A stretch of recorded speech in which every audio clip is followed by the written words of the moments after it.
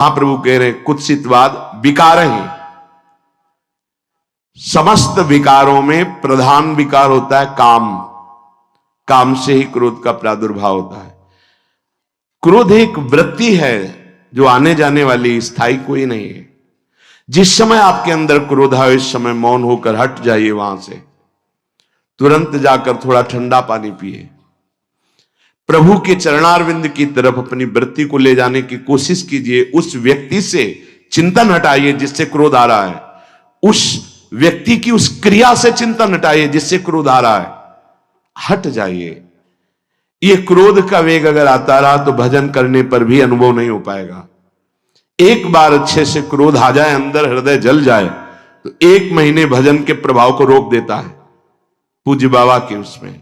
फिर आप अगर 12 बार साल में आ गया तो क्या अनुभव में आ गया। इसीलिए 20-20, 50-50 वर्ष हो रहे हैं, कुछ अनुभव में नहीं आ रहा। बहुत सावधान। क्रोध हमारा नाश करता है, किसी और का नहीं। हमारे भजन का, हमारे हृदय के आनंद का, हमारी वृत्ति का बड़ा हल्का स्वरूप हो जाता है क्रोधी पुरुष का। इसलिए क्रोध को सहना है, उसके वेग को सहना है।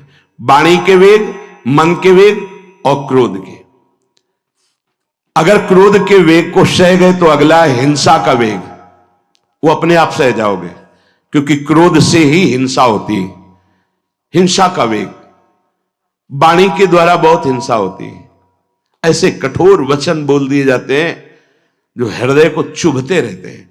बाहर का डंडा लगा है, पिटाई हुई तो 2-4 दिन में ठीक हो जाएगा, लेकिन हृदय में जब पिटाई की जाती है कठोर वचन के द्वारा, तो 10 साल बाद अगर दिखाई दे तो फिर ये वो बोला था, ऐसा बोला था, वो हृदय में घाव बना रहता है। वाणी का हिंसात्मक स्वरूप प्रायः क्रोधी जनों में ही पाया जाता है।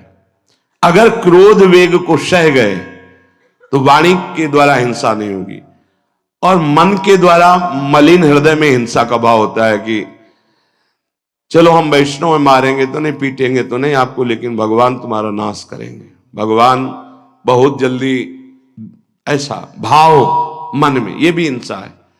शरीर के द्वारा तो ना वाणी के द्वारा, ना मन के द्वारा, ना शरीर के द्वारा। क्यों? उसके हृदय में भगवान बैठे हैं, हमको उनको रिझाना है, हमें निर्दोष होकर भगवत प्राप्ति करनी है। ये हजारों दोषों की पंक्तियां यहां हैं।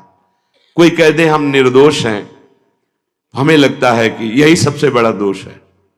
नहीं तो अंदर देखा जाए ना तो क्रम क्रम से धीरे धीरे निर्दोष हुआ जा रहा है प्रभु की कृपा से। कोई जन्म से निर्दोष नहीं होता, वो तो अवतार होते हैं भगवान के। एक पद में था, शरण जिसको ले ली हृदय से लगा, और विषय पंख से धीरे धीरे, क्रमशः विषय पंख से धीरे धीरे उसको हटाया। हित जो महाराज जी के लिए आया, हमारे हृदय को धीरे धीरे निर्विषय किया जा रहा है। और सहत सहत बाढ़े भगत ग्रहतन गुरु हितगार, इन दोनों का मिलान कर धीरे धीरे सहाते सहाते हमें निर्विषय किया जा रहा है। आचार्य चरण, इष्ट देव, गुरुदेव कर रहे, हमको राजी रहना है। जैसी परिस्थिति है, जैसी भी हमें गुरुदेव रख रहे हैं, इष्ट देव रख रहे हैं, हमें राजी रहना है। इससे क्या होगा कि हमारे अंदर क्रोध नहीं आएगा, गुस्सा नहीं आएगा। नहीं, ये इतना बेईमान मन है कि इष्ट देव पे भी गुस्सा कर सकता है, ये आचार्य पे भी गुस्सा कर सकता है, ये परम कृपालु गुरुदेव पर भी गुस्सा कर सकता है।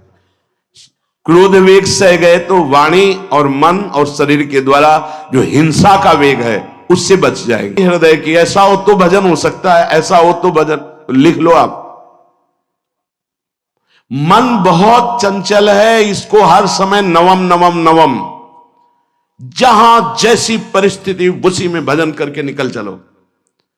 गृहस्थ में हो, विरक्त में हो, गांव में हो, शहर में हो, जहां जैसी परिस्थिति बदलने की कोशिश मत करो, स्थिति बदलने की कोशिश करो।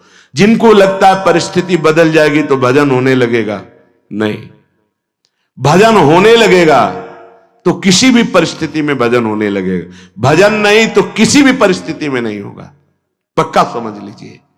इसलिए इसको आप सहना सीखो और प्रियाजू पर भरोसा रखो।